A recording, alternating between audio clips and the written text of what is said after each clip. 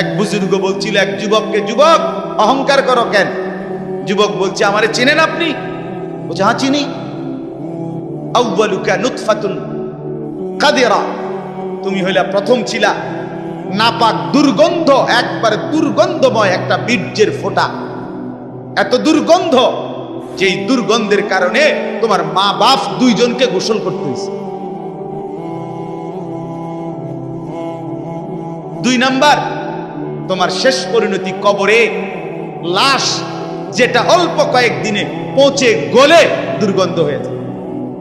3 number, তুমি যে এখন হাঁটা চলা করতেছ, তোমার পেটে যদি ছিদ্র করে, ফুঁক পারে, ছিদ্র করে বের হবে দুর্গন্ধময় কতগুলো পায়খানা। তাহলে যার শুরু দুর্গন্ধ, যার শেষ লাশের পচা দুর্গন্ধ, যার পেটে বহন করছো দুর্গন্ধময় পায়খানা, তুমি মাতবরি করো কেমন? কেমন জিন্দিগি ভাই, কেমন জীবন এটা? ঘন্টার পর ঘন্টা, 3 ঘন্টা মোবাইল টিপে কেমনে একজন মানুষ? 5 ঘন্টা মোবাইল টিপে কেমনে রে ভাই? তুমি মানুষ না প্লাস্টিক? হায় হায়, সারা রাত উলঙ্গ ছবি কেমনে দেখে রে দোস্ত? মুসলমান এমন হয় কেন? আমাদের আল্লাহ আছে, আমাদের আখিরাত আছে।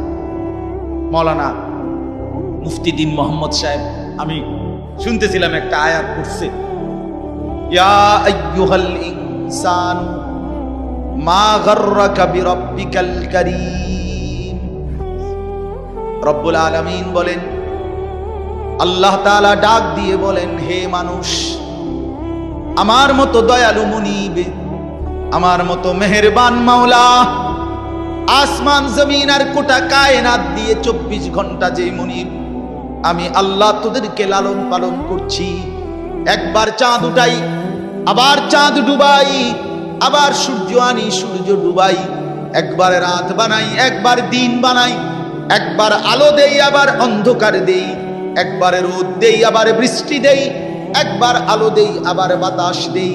আল্লাহ বলেন, এতটা যত্ন করে লালন করছি যেই মনিব, আমার মতো দয়ালু মাওলা, আমার মতো দয়ালু আল্লাহ থেকে তুই বান্দাকে, তুই মানুষকে কে রে ভুলাইয়া দিল?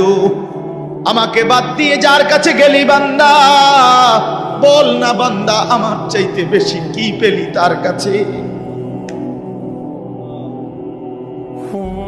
সে তোকে কি দিল?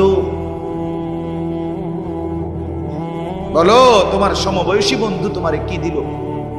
উলঙ্গ কতগুলো ছবির দৃশ্য দেখানো ছাড়া, মদের আড্ডা, জুয়ার আড্ডা, নারীর আড্ডা, জিনা ব্যভিচারের আড্ডা ছাড়া